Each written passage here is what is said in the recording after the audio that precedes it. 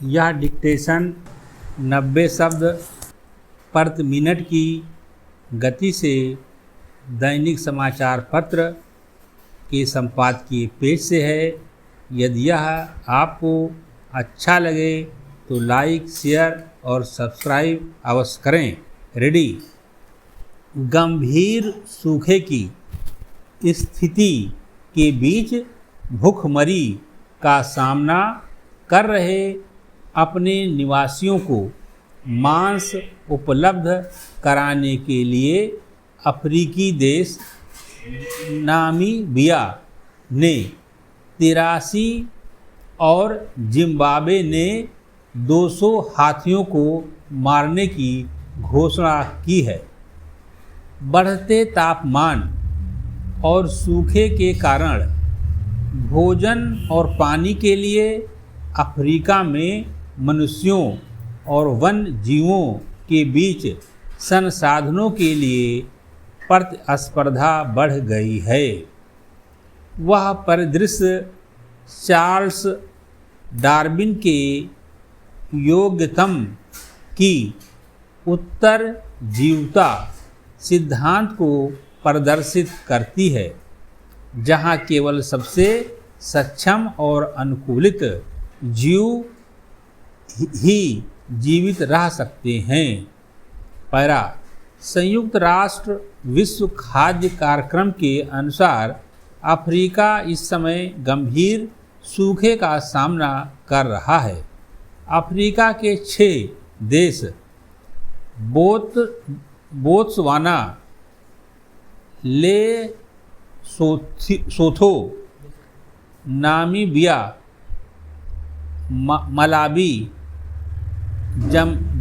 Zambia और Zimbabwe के लाखों लोग पानी, भोजन और आजीविका के खतरे से जूझ रहे हैं। नामीबिया ने विगत 22 मई को सूखे के कारण राष्ट्रीय आपातकाल की घोषणा की थी। इस सूखे की भयावहता इतनी है कि नामीबिया की लगभग सभी प्रमुख फसलें नष्ट हो चुकी हैं। चारे की गंभीर कमी और तापमान में वृद्धि के कारण मवेशी मर रहे हैं।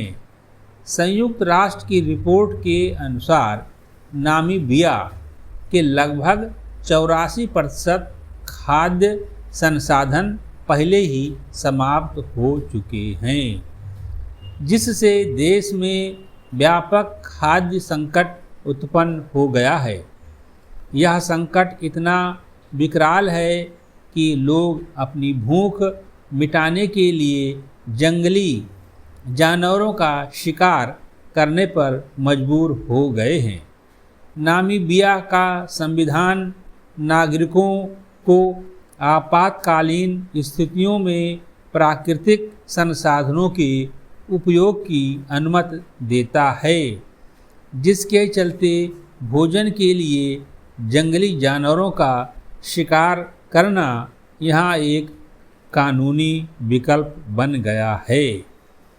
विशेषज्ञों का अनुमान है कि अक्टूबर 2024 से मार्च 2025 के बीच नामीबिया में खाद्य सुरक्षा की स्थिति और भी गंभीर हो जाएगी और इस दौरान 12.6 लाख लोग गंभीर खाद्य असुरक्षा का सामना करेंगे।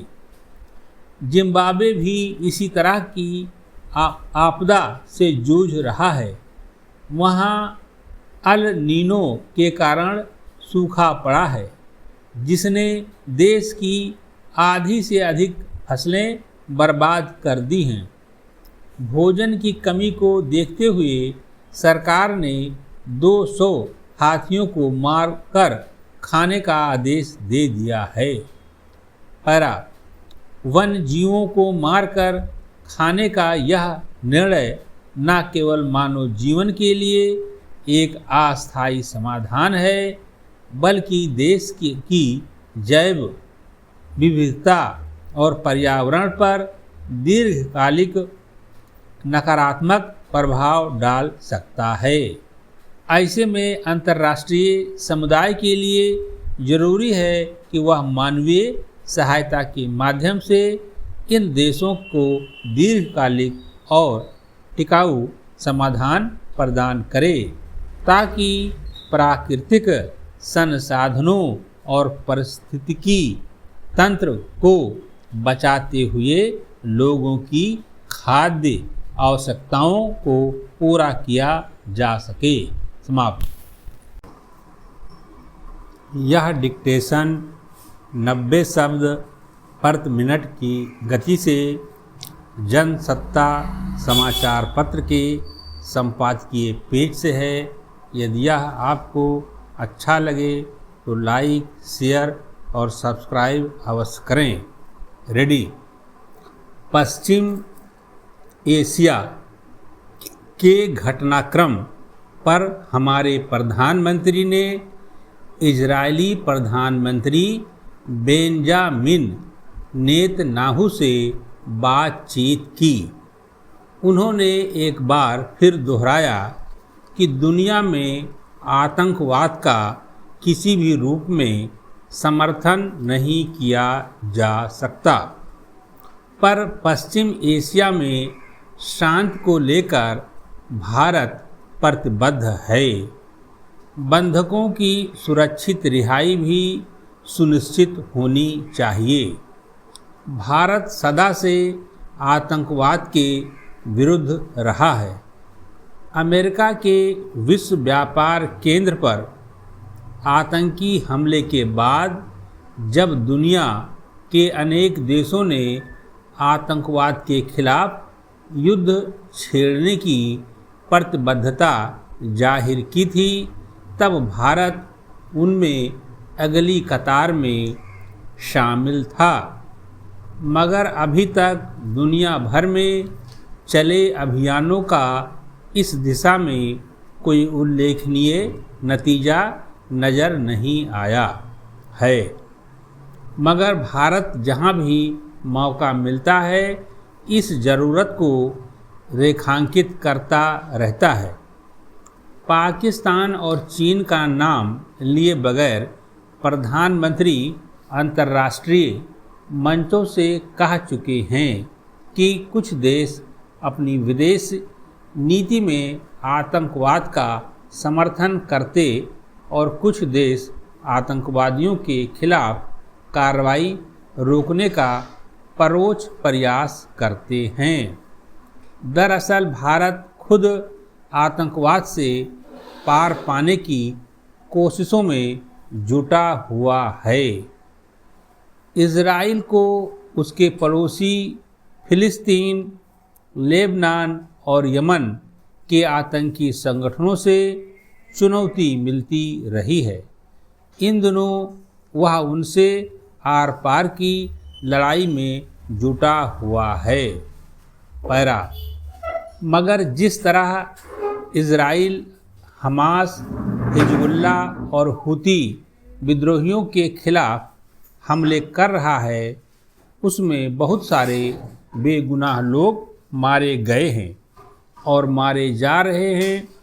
उसमें अंतर्राष्ट्रीय युद्ध नियमों की भी अनदेखी हो रही है। अस्पतालों, स्कूलों तक को निशाना बनाया जा रहा है। बहुत सारे रिहायशी इलाके ध्वस्त किए जा चुके हैं। बीमार और लाचार लोगों तक जरूरी सुविधाएं भी नहीं पहुंच पा रही। हिजबुल्लाह के कमांडर हसन नसरुल्लाह को मार गिराने के बाद इजराइल ने अपना रुख यमन के हुती विद्रोहियों की तरफ केंद्रित कर दिया है। वहाँ भी वैसी ही तबाही की आशंका है जैसी फिलिस्तीन के गाजा पट्टी और लेबनान के बेरूत में देखने को मिली है। इसमें सारी दुनिया की चिंता मानवाधिकारों के हनन को लेकर पैदा हो गई है। पैरा। आतंकवादियों पर हमले से शायद ही किसी को एतराज हो, पर जिस तरह बेगुनाह लोग, स्त्रियां, बूढ़े और बच्चे मारे जा रहे हैं, फिलिस्तीन में बहुत सारे लोग बंधक बनाए गए हैं, वह स्वाभाविक ही परेशान करने वाली बात है। इसी संदर्भ में प्रधानमंत्री ने नेतन्याहू से शांति की अपील की है। पैरा कुछ दिनों पहले अमेरिका और ब्रिटेन ने भी कोशिश की थी कि वे इजराइल को 21 दिन के युद्ध विराम पर राजी कर लें, मगर नेतन्याहू ने उनके प्रस्ताव को यह कहते हुए खारिज कर दिया कि जब तक वह आतंकी संगठनों का सफाया नहीं कर लेगा तब तक उसका अभियान नहीं रुकेगा। संयुक्त राष्ट्र के मंच से भी नेतन्याहू ने यह बात स्पष्ट कर दी थी। अब उन्होंने ईरान के लोगों को सीधे संबोधित करते हुए कहा कि ईरान का शाह आप लोगों के साथ गद्दारी कर रहा है। वह जो पैसा आतंकवाद को पोषने पर खर्च कर रहा है, अगर वह वहाँ शिक्षा, स्वास्थ्य और दूसरे विकास कार्यों पर खर्च हो तो तरक्की के नए आयाम खुलेंगे। इस तरह इजराइल ने ईरान को भी पहले से चेतावनी दे रखी है। ऐसे में भारत के प्रयासों से कुछ उम्मीद बंधती है, मगर पश्चिम एशिया में शांत बहाली कब और किन स्थितियों में हो पाएगी, फिलहाल दावा करना कठिन है। समाप्त।